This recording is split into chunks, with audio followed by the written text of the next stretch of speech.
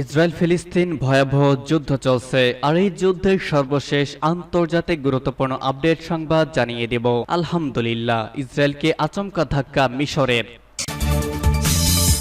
এরপর জানিয়ে দিব সুখবর, ইউরোপের আরেক দেশে ফিলিস্তিনকে স্বীকৃতির দাবি।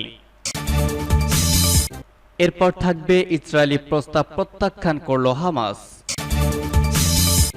আরও রয়েছে পাকিস্তান থেকে মার্কিন ও ব্রিটিশ রাষ্ট্রদূত বহিষ্কারের দাবিতে বিক্ষোভ। এবং সর্বশেষ জানিয়ে দিব অত্যন্ত গুরুত্বপূর্ণ সংবাদ, জনতার পাথর নিক্ষেপ, দৌড়ে পালালেন ভারতের মোদির বিজেপি প্রার্থী। এতক্ষণ শুনছিলেন গুরুত্বপূর্ণ সংবাদ শিরোনাম, এখন জানিয়ে দিব বিস্তারিত। ইসরায়েলকে আচমকা ধাক্কা মিশরের। বেনিয়ামিন নেতানিয়াহুর ইসরায়েলকে কেউ থামাতে পারছে না। গাজায় নির্বিচার হত্যাযজ্ঞ চালিয়ে যাচ্ছে ইসরায়েলি বাহিনী। আন্তর্জাতিক সম্প্রদায়ের উদ্বেগ, প্রতিবাদ, বিক্ষোভ সত্ত্বেও মিশর সীমান্ত সংলগ্ন রাফায় অভিযান চালিয়ে যাচ্ছে ইসরায়েল। রাফার প্রায় কেন্দ্রে ঢুকে পড়েছে ইসরায়েলি ট্যাঙ্ক সহ সাজোয়াজান। আগেই রাফা থেকে ফিলিস্তিনিদের সরে যাওয়ার নির্দেশ দিয়েছে ইসরায়েলি বাহিনী। যদিও গাজায় নিরাপদ আশ্রয় বলতে কোনো স্থান নেই। রাফায় ইসরায়েল সর্বাত্মক অভিযান শুরুর সময় মিশরের এক ঘোষণা নেতানিয়াহুর ইসরায়েলের জন্য আচমকা ধাক্কা হয়ে এসেছে।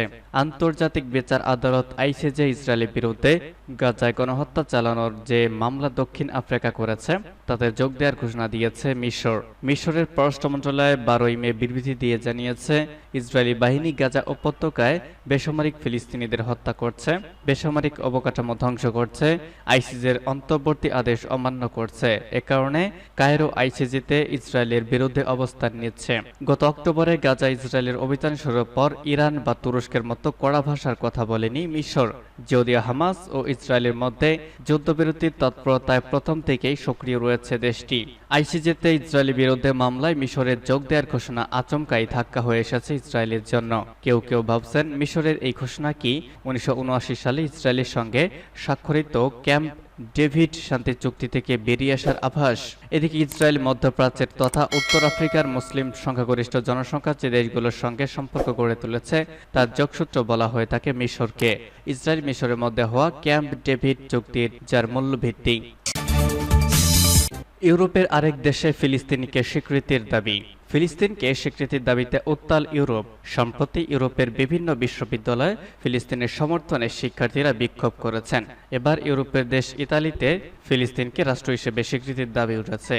শনিবার আনাদুল এজেন্সির এক প্রতিবেদনে এই তথ্য জানানো হয়েছে। প্রতিবেদনে বলা হয়েছে, ইতালি সংসদের নিম্নকক্ষের সাবেক প্রেসিডেন্ট লরা বোলদিনি ফিলিস্তিনকে রাষ্ট্র হিসেবে স্বীকৃতি দেওয়ার জন্য সরকারের কাছে দাবি জানিয়েছেন। গত শুক্রবার তিনি এই দাবি জানিয়েছেন। ইতালির সংবাদ মাধ্যম উনিয়তর এক সাক্ষাৎকারে তিনি বলেন, পার্লামেন্টে 2015 সালে সংক্রান্ত একটি প্রস্তাবে ভোটাভুটি হয়েছে, তবে এরপর প্রস্তাবটিকে নিয়ে আর কোনো পদক্ষেপ নেওয়া হয়নি। প্রধানমন্ত্রী জর্জিয়া মেলোনি কিসের জন্য অপেক্ষা করছেন? ফিলিস্তিনকে রাষ্ট্র স্বীকৃতি দেওয়ার জন্য এর চেয়ে ভালো মুহূর্ত আর নেই। তিনি বলেন, রোমের উচিত সেসব দেশকে অনুসরণ করা যারা সম্প্রতি ফিলিস্তিনকে রাষ্ট্র হিসেবে স্বীকৃতি দিতে যাচ্ছে। আগামী 28 মে স্পেন, নরওয়ে এবং আয়ারল্যান্ড ফিলিস্তিনকে স্বীকৃতি দিতে চলেছে, তাদের অনুসরণ করার কথা জানিয়েছেন তিনি। এর আগে ফিলিস্তিনকে স্বীকৃতির দাবি জানায় জার্মানি উগ্র বামপন্থী বিরোধী দল দ্য লেফট ডাই লিঙ্কে। বৃহস্পতিবার সরকারের কাছে দলের পররাষ্ট্র নীতি বিষয়ক মুখপাত্র গ্রেগর গিসি এই দাবি জানান। পাবলিক ব্রডকাস্টার এমডিআরকে তিনি বলেন, ইসরায়েলি নিরাপত্তার জন্য এই পদক্ষেপ নেওয়া উচিত, কেননা কেবল ফিলিস্তিন রাষ্ট্রই হামাস ও অন্যান্য উগ্রবাদী দলকে মোকাবেলা করতে পারে। এ সময় তিনি সংসদে ফিলিস্তিনকে রাষ্ট্রের স্বীকৃতির জন্য একটি প্রস্তাব উত্থাপনের কথাও জানান। গ্রেগর গিসি বলেন, ইসরায়েলের চেয়ে হামাস ও অন্যান্য সংগঠনের বিরুদ্ধে ফিলিস্তিন কার্যকরী পদক্ষেপ নিতে পারে। ইসরায়েল কেবল সামরিকভাবে এটি করতে পারে, কিন্তু ফিলিস্তিন কর্তৃপক্ষ অভ্যন্তরীণ কাঠামো দিয়ে এর মোকাবেলা করতে পারে। ইসরায়েলি প্রস্তাব প্রত্যাখ্যান করল হামাস। ইসরায়েলের সাথে যুদ্ধবিরতি নিয়ে নতুন করে আলোচনার দরকার নেই বলে জানিয়েছেন ফিলিস্তিনি প্রতিরোধ আন্দোলন হামাসের শীর্ষস্থানীয় কর্মকর্তা ওসামা হামদান। গাজায় যুদ্ধবিরতি নিয়ে নতুন করে আলোচনা শুরুর খবর ইসরায়েলি মিডিয়ায় প্রকাশ করার প্রেক্ষাপটে তিনি এ মন্তব্য করেন। শনিবার আল জাজিরা আরাবিককে ফোনে দেওয়া এক সাক্ষাৎকারে হামদান বলেন, এখন অবিলম্বে ইসরায়েলের যা করা দরকার তা হলো গাজা থেকে তাদের পূর্ণ প্রত্যাহার এবং সকল ধরনের আগ্রাসন বন্ধ করা। তিনি বলেন, আমাদের তাদের নতুন আলোচনার দরকার নেই। তিনি আরও জানান, হামাস ইতোমধ্যেই যুদ্ধবিরতির প্রস্তাব গ্রহণ করেছে, যা ইসরায়েল প্রত্যাখ্যান করেছে। তিনি বলেন, আলোচনার সময় নতুন প্রস্তাব ইসরায়েল গ্রহণ করবে এমন কোনো নিশ্চয়তা নেই। এমন কোনো আন্তরিক নিশ্চয়তা না থাকলে আলোচনা অর্থ হলো আগ্রাসন অব্যাহত রাখার জন্য ইসরায়েলকে আরও সময় দেওয়া। চলতি মাসের প্রথম দিকে হামাস যুদ্ধবিরতির জন্য কাতার ও মিশরের মধ্যস্থতাকারীদের দেওয়া একটি প্রস্তাব গ্রহণ করেছে, কিন্তু ইসরায়েল জানায় এই প্রস্তাবে তাদের দাবি মানা হয়নি। শনিবার ইসরায়েলি মিডিয়ায় বলা হয়, গাজায় বন্দী ইসরায়েলিদের মুক্তির জন্য কর্মকর্তারা নতুন করে আলোচনা শুরু করতে যাচ্ছেন।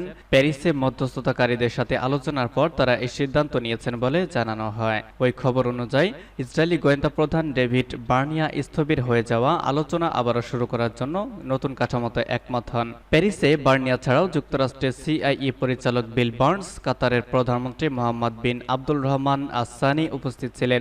নতুন যে প্রস্তাব ইসরায়েল দিয়েছে তাতেও স্থায়ী যুদ্ধবিরতির কথা নেই। এমনকি কয়েক মাসের যুদ্ধবিরতি হলেও ইসরায়েল আবার যুদ্ধ শুরু করতে পারবে বলে বলা হয়েছে। ইসরায়েল জোর দিয়ে বলেছে, হামাসকে ধ্বংস করার আগ পর্যন্ত যুদ্ধ বন্ধ করবে না তারা। হামাস জোর দিয়ে বলেছে, তারা সাময়িক কোনো যুদ্ধবিরতি প্রস্তাব মানবে না, তারা স্থায়ীভাবে যুদ্ধ বন্ধ করতে চায়। এদিকে ফিলিস্তিনি প্রতিরোধ আন্দোলন হামাসের সামরিক শাখা আল কাসসাম ব্রিগেড ইসরায়েলের একদল সৈনিককে ফাঁদে ফেলে বন্দী করার দাবি করেছে। ফিলিস্তিনি গ্রুপটি একটি রেকর্ড করা অডিও বার্তায় দাবি করেছে, গাজায় ইসরায়েলি সেনাবাহিনীর অভিযানের সময় তাদের বন্দী করা হয়েছে বলে এতে জানানো হয়েছে। পাকিস্তান থেকে মার্কিন ও ব্রিটিশ রাষ্ট্রদূত বহিষ্কারের দাবিতে বিক্ষোভ। ফিলিস্তিনের অবরুদ্ধ গাজা উপত্যকায় ইহুদিবাদী ইসরায়েলে বর্বর আগ্রাসন এবং গণহত্যার প্রতি সমর্থন দেওয়ার প্রতিবাদে পাকিস্তানে নিযুক্ত আমেরিকা ও ব্রিটেনের রাষ্ট্রদূতকে বহিষ্কারের দাবি জানিয়ে রাজধানী ইসলামাবাদে বিক্ষোভ মিছিল ও সমাবেশ হয়েছে। এতে অংশগ্রহণকারীরা গাজা যুদ্ধ বন্ধ এবং সেখানে মানবিক ত্রাণ পাঠানোর জন্য নিরাপদ করিডোর প্রতিষ্ঠার ক্ষেত্রে পাকিস্তান সরকারের সিদ্ধান্তমূলক এবং সুনির্দিষ্ট পদক্ষেপ নেওয়ার দাবি জানান। শুক্রবার যে বিক্ষোভ মিছিল ও সমাবেশ হয়েছে তা প্রকৃতপক্ষে এক সপ্তাহ ধরে চলে আসছিল এবং জাতীয় সংসদ ভবনের কাছে অনুষ্ঠিত ওই সমাবেশে হাজার হাজার ছাত্র, শিক্ষক, রাজনৈতিক, সাংবাদিক ও সমাজকর্মী অংশ নেন। সমাবেশে অংশ নিয়ে সাবেক সংসদ সদস্য মোশতাক আহমেদ বলেন, অবরুদ্ধ গাজা উপত্যকায় গণহত্যা বন্ধ করার জন্য ইসরায়েল ফিলিস্তিন সংঘাতে পাকিস্তান সরকারের হস্তক্ষেপ করা উচিত, কারণ 15 লাখ মানুষ ইহুদিবাদী বাহিনী দ্বারাও ঘেরাও হয়ে আছে এবং তাদের বিরুদ্ধে ক্ষুধাকে গণহত্যার অস্ত্র হিসেবে ব্যবহার করা হচ্ছে। এর পাশাপাশি ফিলিস্তিনিদের ওপর অত্যাধুনিক বোমাও মারা হচ্ছে। সেফ গাজা ক্যাম্পেইনের সংগঠক আমানা জানজোয়া বলেন, অবশ্যই প্রত্যেক মুসলমানের অনুভূতি ও সংবেদনা আছে এবং তারা প্রস্তুতি নিয়ে খুব বিরক্ত, কারণ এখন কোনো অগ্রগতি নেই। ইহুদিবাদী ইসরায়েলকে বিচারের কাঠগড়ায় দাঁড় করানোর জন্য দক্ষিণ আফ্রিকা আন্তর্জাতিক বিচার আদালতে যে মামলা দায়ের করেছে তার পক্ষে অবস্থান নেওয়ার জন্য পাকিস্তান সরকারের প্রতি আহ্বান জানিয়েছেন বিক্ষোভকারীরা। গাজা আগ্রাসনে আমেরিকা ও ব্রিটেন নগ্নভাবে ইসরায়েলের পক্ষে অবস্থান নিয়েছে। এবং সর্বশেষ জানিয়ে দিব, জনতার পাথর নিক্ষেপ, দৌড়ে পালালেন বিজেপি প্রার্থী। ভারতের পশ্চিমবঙ্গের ঝাগড়া গ্রামে শনিবার লোকসভার ভোটগ্রহণ অনুষ্ঠিত হয়েছে। সেখান থেকে নির্বাচন করা ক্ষমতাসীন বিজেপির প্রার্থী প্রণত তুদুকে লক্ষ্য করে পাথর নিক্ষেপ করেছে জনতা। ওই সময় নিজের জীবন বাঁচাতে দৌড়ে পালিয়েছেন তিনি। সামাজিক যোগাযোগ মাধ্যমে ভাইরাল হওয়ার একটি ভিডিওতে দেখা যাচ্ছে বিজেপির প্রার্থীকে ধাওয়া দিয়েছেন সাধারণ মানুষ। ওই সময় তাকে লক্ষ্য করে পাথর নিক্ষেপ করা শুরু করেছেন তারা। তখন নিরাপত্তা বাহিনীর সদস্যরা বিজেপির এই প্রার্থীকে রক্ষার চেষ্টা করেছেন। যখন পাথর নিক্ষেপের পরিমাণ বেড়ে যায় তখন নিরাপত্তার বাহিনীর সদস্য, সাংবাদিক ও ওই প্রার্থী সহ অন্যান্য সবাই দৌড়ে দেন এবং পালিয়ে যান।